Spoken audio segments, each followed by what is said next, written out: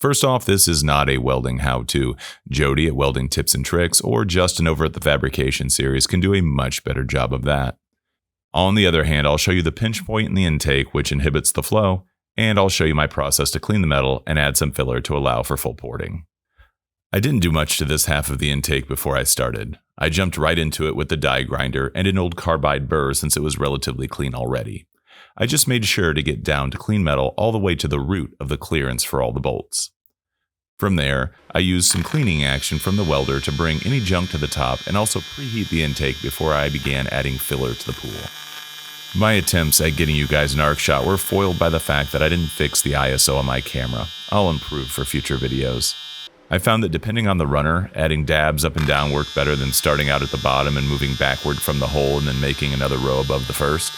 If anyone would like some good practice, I think this would be ideal to build one's skills. With the filler metal added in, the intake's ready to be fully ported and to have a little clearance made for the socket head bolts which will now be required. Thanks for watching this one, guys. If you've made it this far, let me know if you have any interest in future welding videos like this, and I'll be sure to get them up. Really appreciate you guys watching. If you could like and subscribe, that would really help me out, and I look forward to getting this intake on a car. We'll see which one it is.